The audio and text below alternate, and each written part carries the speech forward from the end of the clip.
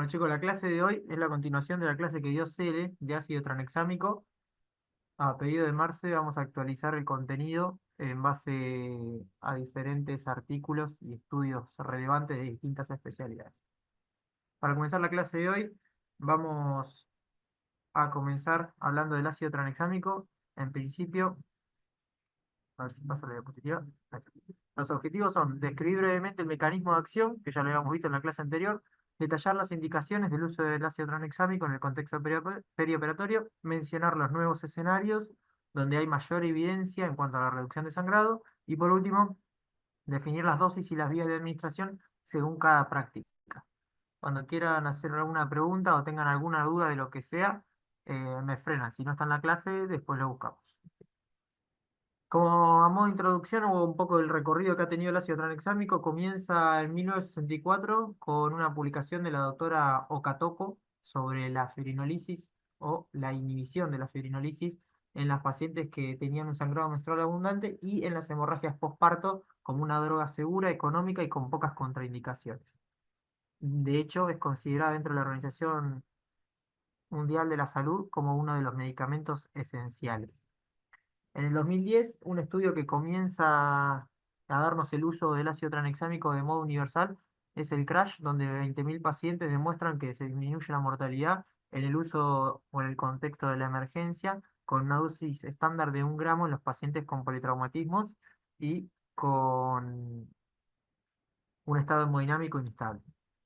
En el 2017, el estudio Woman comprueba que lo que había dicho la doctora Okatopo es cierto, que se produce una disminución en el sangrado postparto y que disminuye la mortalidad, teniendo como referencia las dosis que se habían utilizado en el CRASH con un estándar de 1 gramo. En el 2018, un estudio que se hizo, o un metaanálisis que se hizo de 49 ensayos clínicos, sobre 10.500 pacientes más o menos en cirugía cardíaca demuestra la disminución de la pérdida sanguínea y la disminución del uso de hemoderivados y sobre todo la disminución de las reintervenciones en cirugía cardíaca, en cirugías coronarias sobre todo. También a raíz de este metaanálisis surge que las dosis altas, sobre todo cuando se utilizaba en la cirugía cardíaca arriba de 50 y 100 miligramos kilo, incrementaba el rango de convulsiones sin aumentar la efectividad en la inhibición de la fibrinolisis.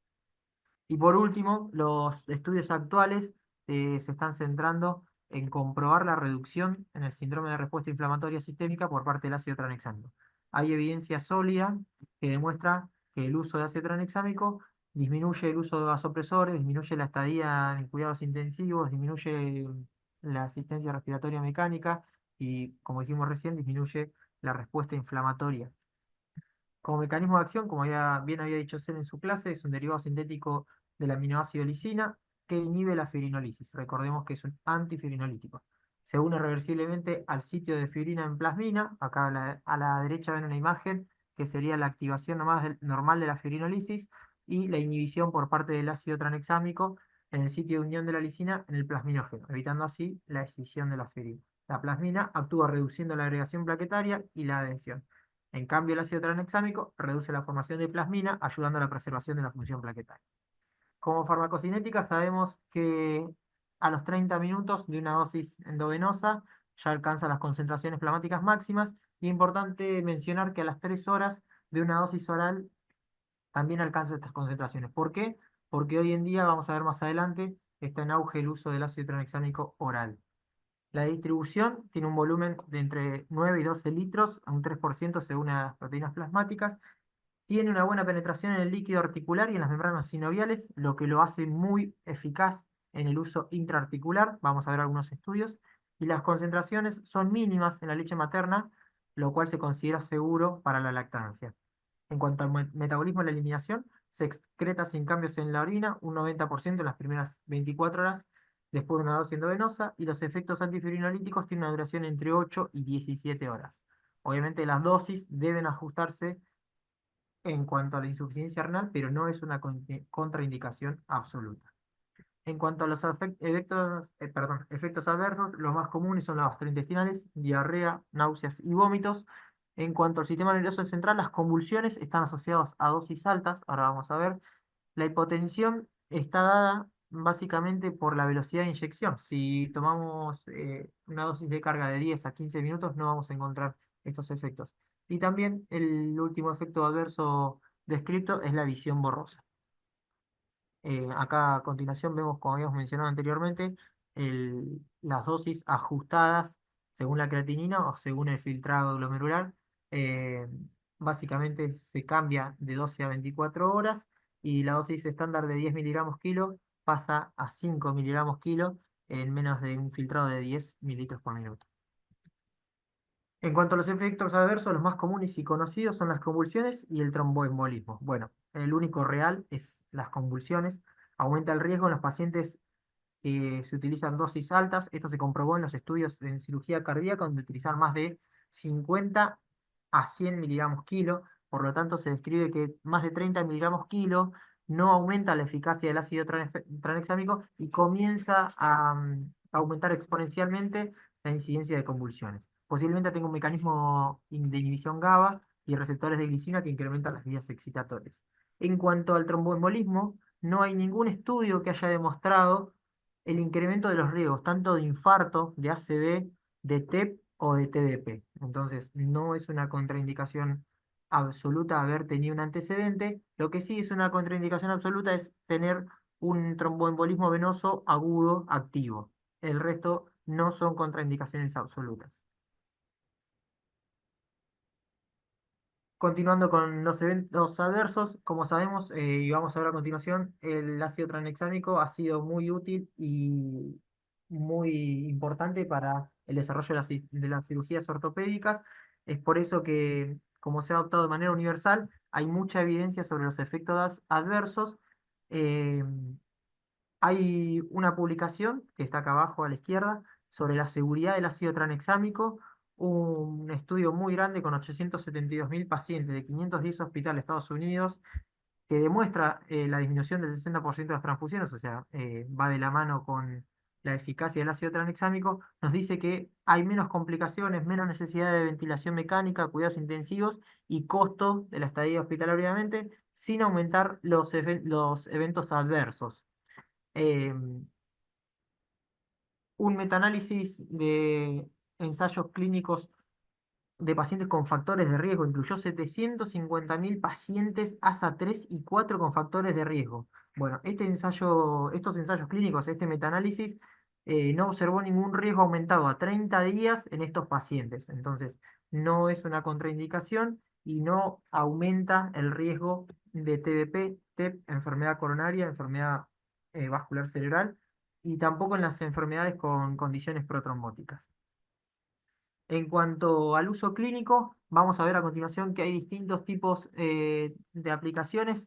Si bien lo podemos utilizar en todas las especialidades, eh, en cuanto a situaciones específicas, hay algunas que ya tienen un uso rutinario y que se utilizan de manera profiláctica, como dijimos, a base del crash, el trauma, estandariza 1 gramo, que reduce la mortalidad un 15%. Lo ideal es utilizarlo en la primera hora, pero tenemos hasta 3 horas para usarlo. En obstetricia, reduce la mortalidad sin efectos adversos en el recién nacido. Eh, a ver, algunos chicos que hicieron obstetricia. ¿Estás por ahí, Tris? Sí, Gonza. Bien. Eh, ¿En qué paciente de obstetricia utilizarías el ácido tranexámico de manera rutinaria? ¿Paciente obstétrica? ¿Está Sí, diciendo? sí. Y una histerectomía, una hemorragia en el posparto grave, Bien, hay que perfecto. hacer una Bueno, histerectomía. bien. ¿Y Che, pero te utilizarías? quería preguntar, Gonza, si todos estos estudios Sí. estaban hechos también con dosis de mantenimiento, si es. Bien, ahora le vamos a ver cuáles son las dosis que se indican, si son eficaces la dosis de carga, de mantenimiento de qué forma. Bien, eh, Porque creo que es como importante. una diferencia que a veces vemos que algunos hacen mantenimiento y otros sobre la carrera. Excelente, buena pregunta y eso Y quería saberla si estaba correlacionada la evidencia con eso o está con solo estudiado. la Ahora carga. lo vamos a ver. Bueno, Dale. en Bien. obstetricia vamos a ver que las indicaciones son precisas y que el uso no es universal, no se le debe hacer a todas las cesáreas y vamos a ver a quiénes hay que hacerle. Ahora lo vamos a ver a continuación. Y es la única especialidad o la única situación en la que se puede repetir la dosis de carga en los primeros 30 minutos. En el resto se puede hacer mantenimiento, se puede hacer una dosis intraarticular, se puede hacer tópico, pero no se puede repetir la dosis de carga. En cirugía cardíaca sabemos que ayuda a preservar la función plaquetaria y disminuye la actividad proinflamatoria, lo vamos a ver. Hemorragia intracraneal por traumatismo disminuye la mortalidad, que hay un estudio muy grande que se llama CRASH 3 y puede reducir el hematoma disminuyendo el resangrado. En la cirugía espinal es otra de las especialidades donde más se ha estudiado y sí se indica de manera profiláctica en aquellas cirugías que nosotros sospechemos que va a haber un sangrado mayor al 30% o en cirugías de más de 2 niveles. Está indicado tanto endovenoso como tópico. En neurocirugía hay evidencia muy variable. Sabemos que disminuye el sangrado de las transfusiones, pero no disminuye la mortalidad, no disminuye las secuelas neurológicas y se puede utilizar en cranectomías, en tumores cerebrales, en una dosis de 10 a 20 miligramos kilo. En quemados, la evidencia nos dice que lo podemos utilizar, pero en los pacientes que tienen más de un 20%, o sea que son un gran quemado, disminuye el sangrado y las transfusiones. En ortopedia, la evidencia más sólida está dada en reemplazo total de cadera y reemplazo total de rodilla, pero hay muchos estudios que avalan y respaldan el uso en otras cirugías. Como dijimos, tiene una buena penetración en articulaciones y en el espacio sinovial, lo que lo hace útil de manera tópica. En urología también es muy controvertido y en RTU básicamente es controvertido la evidencia sobre la disminución del sangrado o la disminución de las transfusiones, pero sí hay algo claro, es que mejora los parámetros perioperatorios. Es algo parecido a lo que sucede con la cirugía plástica. La cirugía plástica y de otorrino también mejora mucho el campo visual y vamos a ver que incluso está indicado para utilizar en combinación o en conjunto con la dilución de anestésicos locales. Gastrointestinal, también en las hemorragias digestivas altas y bajas, está descrito que disminuye la mortalidad y los estudios son muy heterogéneos, algunos ensayos clínicos grandes no demuestran significativamente la disminución del sangrado, por eso solamente decimos que disminuye la mortalidad, pero no el sangrado y las transfusiones. Y en pediatría, de la mano de lo que se ha descrito o descubierto en los adultos, sabemos que disminuye las pérdidas sanguíneas y la caída de los niveles de hematocrit y de hemoglobina. Bueno, repasando, el primer estudio que nombramos al principio nos dice que en el politrauma disminuye la mortalidad siempre y cuando lo usemos en las primeras 3 horas. Lo ideal es utilizarlo en la primera hora. No aumenta los eventos tromboembólicos y está indicado tanto en la hemorragia activa como en la sospecha. Este estudio también fue muy grande, como dijimos, 20.000 pacientes de 40 países.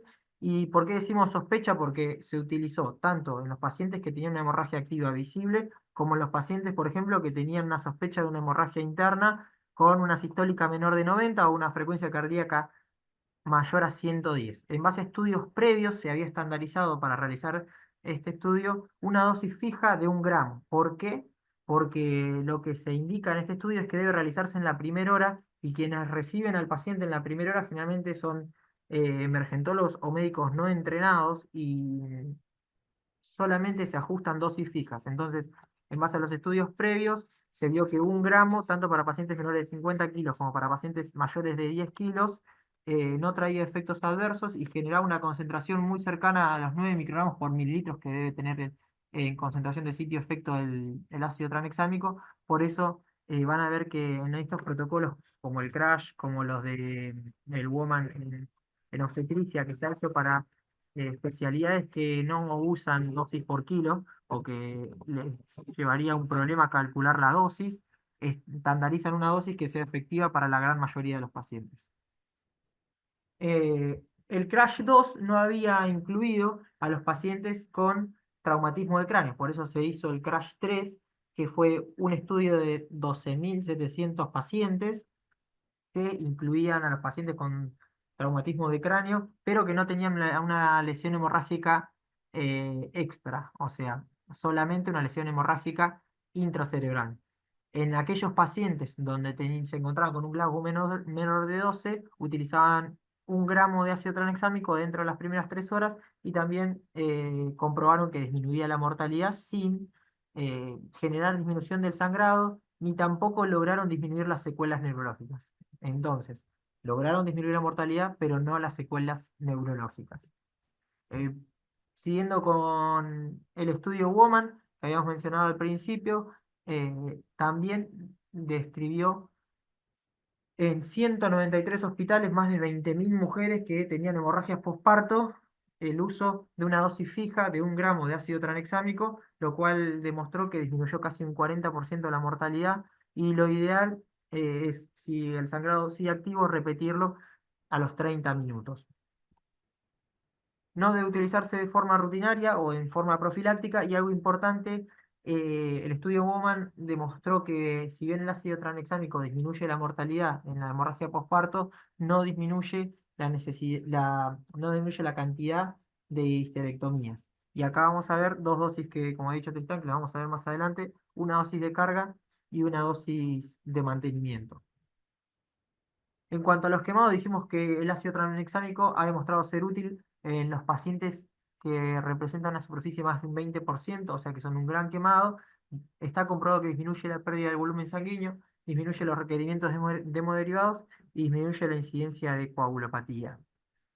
En cuanto a cirugía cardíaca, es la especialidad donde más evidencia hay e incluso se estudia mediante estudios retrospectivos para continuar evaluando. También hay ensayos clínicos que están en curso. Está comprobado que se reduce el volumen de sangrado, que disminuye la mortalidad, como dijimos, no aumenta los fenómenos tromboembólicos, reduce las transfusiones y sobre todo reduce las reintervenciones. También es importante mencionar que a partir de los 30 miligramos kilo no hay diferencia en los efectos antifirinolíticos, pero arriba de los 50 miligramos kilo comienza a aumentar el riesgo de convulsiones. Las dosis en cirugía cardíaca dadas por el ATACAS, que fue un estudio que se realizó no solamente con ácido tranexámico, sino también con aspirina, incluyó casi 5.000 pacientes y tardó 10 años en hacerse. Bueno, todo esto está validado para que el ácido tranexámico sea, dentro de la cirugía cardíaca, protocolo de profilaxis del sangrado, con una dosis de carga de 10 a 30 miligramos kilo. Ahora vamos a ver a quién le damos 10 y a quién le damos 30, con una infusión de 1 a 2 miligramos kilo hora, incluso hasta 10 o 20 miligramos kilo hora. Ahora vamos a ver a quién se lo damos. Y también está incluido el uso de ácido tranexámico tópico, 2 gramos diluidos en 50 o 100 mililitros de solución fisiológica una vez que termina el procedimiento. Antes de realizar el cierre de la esternotomía, se debe irrigar el campo. Y por último, también se debe agregar 1 o 2 miligramos kilo en el circuito de la bomba. Eh, los estudios han demostrado que la combinación tanto de la dosis de carga como la infusión, como la dosis local, disminuyen el sangrado y tienen menos efectos adversos. Como dijimos anteriormente, los estudios dentro de la cirugía cardíaca del ácido tranexámico también demostraron que se disminuye eh, la incidencia de los fenómenos proinflamatorios. Entonces, el uso de ácido tranexámico en los pacientes que se someten a una cirugía cardíaca disminuye el síndrome de respuesta inflamatoria. Se disminuye significativamente la incidencia de vasoespasmo, se disminuye el uso de norepinefrina, se disminuye el uso de ventilación mecánica, por lo tanto, disminuye el síndrome de respuesta inflamatorio sistémico. Como dijimos anteriormente, está validada la escala de Trask para la cirugía cardíaca y como sabemos podemos encontrar una gran variedad de pacientes que se exponen, por ejemplo, a una cirugía coronaria, y para esto se validó una escala que nos da un predictor en cuanto al valor de sangrado o de necesidad de transfusiones, y cada uno de estos puntos se suma para luego estadificar. Sabemos que cuando hay una hemoglobina menor a 11, va a haber más de un 30% de necesidad de transfusiones.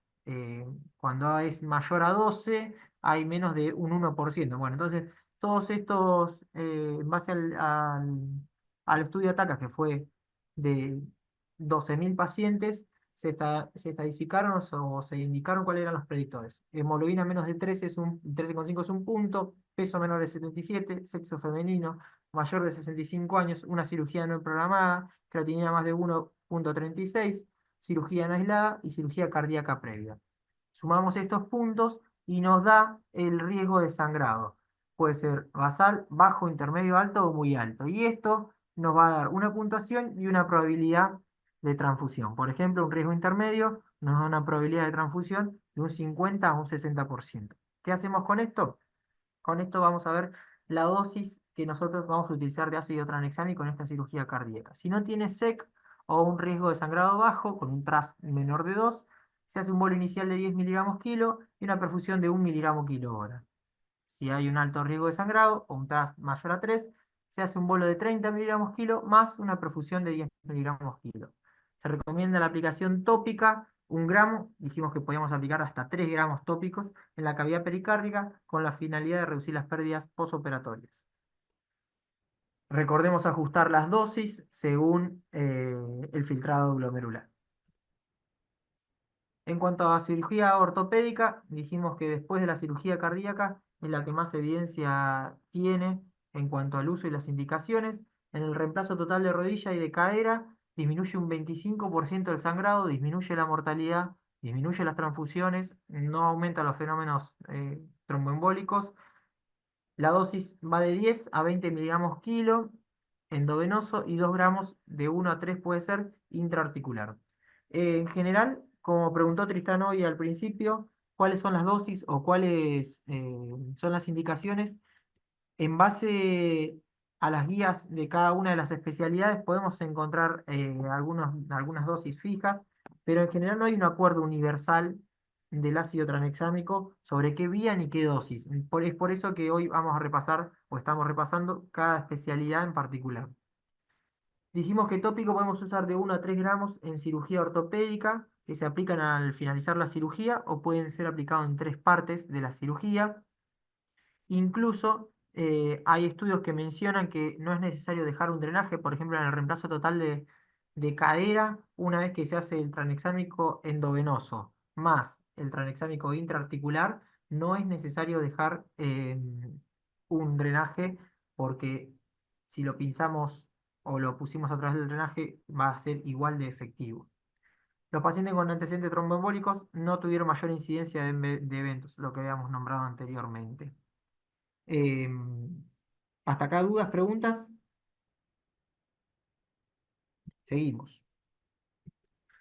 Importante, la administración tópica, que por ahí nosotros es lo que menos vemos, conduce a una absorción sistémica 70% menor, por lo tanto va a tener, en teoría, menos complicaciones. Hay un metaanálisis muy grande de 7.500 pacientes donde demuestran todas las vías de administración y su efectividad, tanto oral solo, endovenoso solo, intraarticular solo, y combinan cada uno de estos mecanismos, intraarticular con oral, oral con endovenoso, oral con intraarticular. Bueno, levemente mejor la combinación intraarticular que oral, respectivamente a intraarticular con endovenoso, y acá nos encontramos con algo que lo busqué particularmente yo, que es que 1 gramo de ácido tranexámico oral sale 5.000 pesos versus 12.000 pesos que sale el gramo endovenoso. Entonces puede ser una opción más económica a la hora de utilizar el ácido tranexámico en la cirugía ortopédica. Está validado e incluso es levemente mejor, o sea, la evidencia dice que no es significativo, pero ha demostrado buenos resultados el uso de ácido tranexámico oral. En cuanto a la cirugía de columna, antes de terminar con ortopedia, una cosita. Eh, en el resto de las cirugías, si bien está estandarizado para cadera y para rodilla, en el resto de la cirugía, por ejemplo, no sé, un clavo endomedular de fémur o una cirugía de un tobillo, cualquier otra cirugía ortopédica, lo que se debe hacer es evaluar cada paciente riesgo-beneficio y particularmente lo que le decía recién, la necesidad de transfusiones. Eh, siempre debe hacerse el tranexámico previo al torniquete cuando se haga una cirugía de rodilla, de tobillo o cuando vayan a usar un torniquete de compresión. Y sobre todo la hemoglobina preoperatoria. Como les dije anteriormente, un paciente con 11 de hemoglobina va a tener más de un 30% de probabilidad y aumenta exponencialmente según la hemoglobina la necesidad de transfusiones. Si tiene más de 12 de hemoglobina va a tener un 1% o menos en base a la hemoglobina previa. En cuanto a cirugía de columna, después de la cardíaca, después de la de ortopedia en general, la de columna es la que también más estudios y ensayos clínicos demuestra. Reduce un sangrado entre un 25 y un 50%. Dijimos que se utiliza de manera profiláctica en los pacientes que tienen más de dos niveles de instrumentación o cuando sospechemos más de un 30% de sangrado. La dosis de carga es de 10 a 20 miligramos kilo, 1 miligramo kilo hora en infusión y se pueden utilizar de 1 a 3 gramos en 100 mililitros intraarticular o en el lecho quirúrgico. No aumenta los eventos adversos, disminuye las transfusiones un 80% y es más efectivo cuando se utiliza combinado endovenoso con intraarticular. En cuanto a neurocirugía, también, como dijimos anteriormente, la evidencia es más heterogénea que en el resto de las especialidades. La carga es de 10 a 20 miligramos kilo con una infusión de 1 miligramo kilo hora. Está bien demostrado en el uso de los tumores cerebrales, reduce las pérdidas y las transfusiones intraoperatorias, pero no las posoperatorias. En el caso de los aneurismas rotos, disminuye el resangrado y obviamente evitar hacerlo tópico en neurocirugía, porque ha demostrado en animales el uso tópico ser o producir convulsiones. Bueno, continuando con pediatría y también de la mano de lo que vimos anteriormente, que es neurocirugía, los estudios más grandes y más relevantes de pediatría se dan en dos situaciones, una en las escoliosis y la segunda en las craneosinostosis. Son los que más demuestran evidencia en que disminuye el sangrado, intraoperatorio, posoperatorio y total, no aumenta los eventos tromboembólicos y se puede utilizar la dosis de carga seguido de una infusión o mantenimiento. En neuro, que son los estudios más grandes, se debe utilizar una carga en 15 minutos de 10 a 30 miligramos kilo, máximo 2 gramos, y seguido una infusión de 5 a 10 miligramos kilo. Em, Algo importante también acá es que los estudios grandes como el CRASH que se utilizaron, o por ejemplo los estudios que se vieron en Medio Oriente, en Afganistán, también avalaron el uso del ácido tranexámico en traumatismo o en el trauma en pediatría. En Afganistán el 10% de los pacientes que se evaluaron con el uso de ácido tranexámico eran pediátricos y disminuyó la mortalidad, disminuyó el sangrado y disminuyó las complicaciones. En cuanto a urología, con las dejamos para lo último, como habíamos dicho anteriormente, porque son también de las que son más heterogéneas. Sabemos que no aumenta el riesgo de eventos tromboembólicos, pero lo único que nos dice claramente la evidencia es que mejora los parámetros perioperatorios, es decir, mejora la visión para el cirujano, mejora las condiciones quirúrgicas, los tiempos operatorios, los volúmenes de líquido que se irrigan durante la cirugía, por ejemplo en RTU, pero no hay disminución de la mortalidad y la disminución de la pérdida de sangre es insignificativa. Igualmente sigue siendo útil para disminuir los tiempos y para disminuir las complicaciones. La dosis de carga es de 10 miligramos kilo para urología. Incluso, por ejemplo, en ensayos clínicos que se hicieron sobre cistectomías, hay uno muy grande que está acá abajo, que se hizo en más de 3.000 pacientes y también avala lo que estábamos diciendo sin disminuir la mortalidad. En cuanto a la hemorragia digestiva, es el último de los estudios que son más heterogéneos. Sabemos que reduce la mortalidad. Se utiliza una dosis de carga de 1 gramo y una infusión de 1 gramo en 8 horas en la siguiente dosis. No hay diferencia significativa en cuanto al volumen de sangrado de la hemorragia, pero sí hay menor estadía, mejor evolución clínica, menos transfusiones y menos intervenciones quirúrgicas en el uso de la hemorragia digestiva, tanto alta como baja. Hay un metaanálisis muy grande, que es este que está ahí abajito, que se hizo durante 6 años con 12.000 pacientes. Incluso acá hay una revisión de 64.000 pacientes. Por último, y algo que me pareció muy, muy bueno y que yo hasta ahora no lo había visto, cirugía plástica y otorrino comparten algo también muy parecido, que es la reducción del sangrado, la estabilización de la hemoglobina, el hematocrito y la necesidad de transfusiones con una mejora del campo visual, reducción de los drenajes y la eficacia de la combinación tanto endovenoso como tópico. La dosis es de 10 a 15 miligramos kilo y se puede utilizar en distintas dosis, tanto tópico como diluido en los anestésicos locales, y está comprobado que es un complemento seguro y eficaz. eh, También algo importante es que el ácido tranexámico tiene un pH alcalino, entonces cuando lo utilizan con la dilución del anestésico local no tienen que usar bicarbonato. Tiene un efecto antiinflamatorio que demostró la reducción del edema y la equimosis periorbitaria. Esto es muy importante en muchas cirugías, que para ellos es clave que el paciente tenga menos edema y menos equimosis. Tiene menor sangrado y obviamente mayor visibilidad del campo quirúrgico. La Sociedad Argentina de Cirugía Plástica publicó en el 2019 esta guía, que yo es la primera vez que la veo, que es el uso del ácido tranexámico de manera segura y eficaz, diluida en la solución de anestésicos locales. Para la cirugía de rinoplastía, blefaroplastia, otoplastía y la extracción de las bolitas de billar, esta es la recomendación: solución salina 20 mililitros, lidocaína 400 miligramos, adrenalina 1 miligramo en 1 mililitro y ácido tranexámico 500.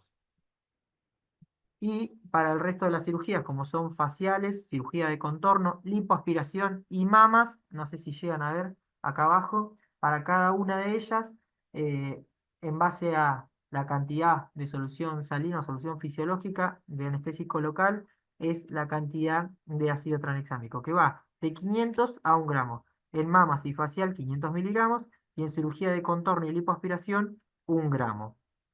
Ha demostrado ser eficaz en estas cirugías sin aumentar los eventos adversos, e incluso eh, me, tiene mejores resultados cuando se utiliza de esta forma combinada endovenoso con las soluciones de anestésico local. En cuanto a las dosis, la dosis que se estandariza de 1 gramo es de las pocas que se dicen universales y, como dijimos, tiene evidencia que lo respaldan. Luego se debe utilizar 1 gramo en 8 horas. Y en cuanto a las dosis altas, más de 2 gramos en 10 minutos tiene el mismo efecto de disminuir la mortalidad y los efectos clínicos, así que no deberíamos utilizar más de 1 gramo, incluso hasta 2. Lo que hablábamos recién y que preguntaba Tristán, esta dosis es una dosis que podemos utilizar en aquellos pacientes donde tengamos un sangrado activo, más de un 10% que ya tengamos en curso, donde sospechemos que hay más de 500 mililitros de sangrado. Bueno, sea cual sea la cirugía, esta es la dosis que se universaliza para estos casos. Un poco el resumen de lo que Gonza, vimos. para Sí, antes con los estudios de plástica y eso, sí. la solución es tópica que hacen, ¿es con la misma formulación del endovenoso? Bien, vuelvo un segundito para atrás. Estas son las soluciones que se utilizan con anestésicos local. Cuando se utiliza de manera tópica, por ejemplo, en un reemplazo total de cadera, los 2 gramos van solamente en 100 mililitros de solución fisiológica. ¿Se entiende? A Perfecto, diferencia de cirugía plástica y otorrino, que utilizan soluciones con anestésicos locales, como se llama la solución de Klein. está buenísimo. ¿Se entiende? Gracias. Entonces, Perfecto. la aplicación del ácido tranexámico en estas cirugías, combinado con los anestésicos locales más endovenoso el ácido tranexámico, tiene mejores resultados. Por último, repasando las dosis, dijimos que podemos utilizarlo de manera oral y estandarizado en la artroplastía de cadera, de rodilla y de columna. En las tres situaciones se recomienda 2 gramos 2 horas previas de la cirugía. Uy, perdón. En cuanto a la dosis endovenosa, en general va de 10 a 30 miligramos kilo para entender que es una dosis segura. Y la infusión puede ir, depende de qué cirugía, de 1 a 10 miligramos kilo hora, y como dijimos, por ejemplo, en la cirugía cardíaca, según los factores de riesgo del paciente. En obstetricia, un gramo, tanto como en obstetricia como en el crash, que es el de trauma, nos dice las dos cosas. Podemos hacer un gramo en 10 minutos y un gramo a las 8 horas, o un gramo a pasar en las siguientes 8 horas. En general, se estandariza un gramo a pasar en 8 horas.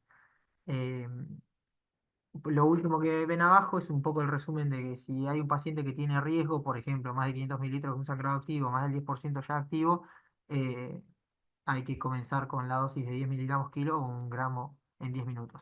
Algo importante en pediatría, la evidencia dice que para una cirugía cardíaca en pacientes menores de 12 años, la dosis es de 30 miligramos kilo, y para un paciente mayor de 12 años, la dosis es de 10 miligramos kilo. Como conclusión, sabemos que el ácido tranexámico reduce significativamente la pérdida de sangre perioperatoria, es muy estable, seguro y requiere una formación mínima. Es por eso que se da una dosis de un gramo en las unidades de emergencia o incluso en el ámbito prehospitalario. Tiene efectos antiinflamatorios y ayuda a atenuar el síndrome de respuesta inflamatoria sistémica, y solamente hay que tener cuidado en los pacientes con mayores de 65 años con enfermedad renal, epilepsia, y la única contraindicación absoluta es que el paciente tenga un tromboembolismo activo. Dudas, preguntas. Acá les dejé una carpeta que está toda la bibliografía, todos los estudios, los ensayos clínicos, los metaanálisis, están todos para que los vean si tienen alguna duda. Y Sí, si quieren quería subir consultar algún, si quieren subir algún estudio más, algo que tengan nuevo, algo que les parezca que haya faltado, ahí lo pueden hacer. Sí, quería preguntar de la tópica. bien. ¿Cómo es la dosis? ¿Es la misma, 10 a 15? No, tópico es de 1 a 3 gramos. Hay muchísima variabilidad en las dosis, depende de cada cirugía. A 3 eh, gramos, que- pero independientemente exactamente. de... De 1 a 3 gramos, generalmente se utiliza 2 gramos. Lo que hacen es diluirlo en 50 o en 100 mililitros, y se puede hacer en diferentes formas. Por ejemplo, en cirugía cardíaca se utiliza al finalizar la cirugía, antes de realizar el cierre de la esternotomía, se irriga con Sí, esos 50 o 100 mililitros con el ácido tranexámico y se lo deja. Mínimo 5 minutos. Lo ideal es dejarlo 15 minutos que esté en contacto. En la cirugía de cadera, por ejemplo, cuando se deja un drenaje, se pone los 50 o los 100 mililitros con los 2 gramos de ácido tranexámico tópico y se clampea el drenaje por 30 minutos. Em, por eso les decía que el ácido tranexámico no tiene un modo o un uso universal. Cada una de las especialidades tiene distintas formas y todas han demostrado ser efectivas y no tener efectos adversos, salvo neuro, que es la única que ha demostrado tener efectos adversos a nivel tópico. Pero en general, siempre que se utilice tópico, se deja 5 minutos, e incluso, por ejemplo, la cirugía de rodilla o de cadera se puede hacer en 3 partes. Está descrito también utilizarlo en gasas, o sea, esos 50 mililitros, mojar gasas, mojar el lecho quirúrgico, por ejemplo, una rodilla, en 3 oportunidades durante la cirugía. Eso también se ha demostrado que ha sido efectivo y que disminuye el sangrado perioperatorio.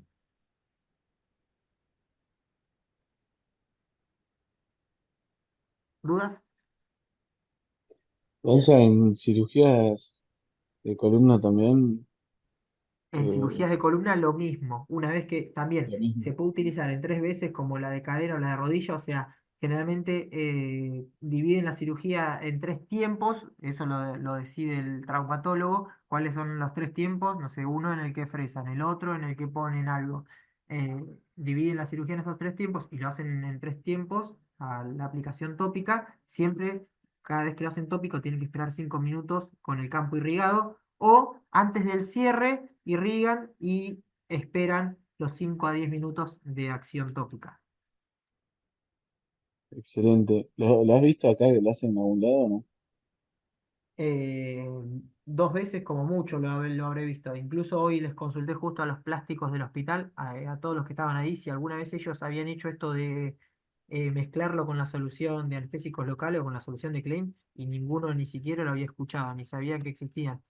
Pero el uso, por ejemplo, el uso del ácido tranexámico dentro de la cirugía plástica está estandarizado y se usa en todo el mundo. Básicamente al igual que pasa en otorrino. A ellos les mejora mucho el campo quirúrgico, no hay tanta necesidad de transfusiones en esa cirugía, pero sí les cambia mucho. Por ejemplo, en la cirugía endoscópica nasal, también el utilizar tópico les cambia mucho la visión.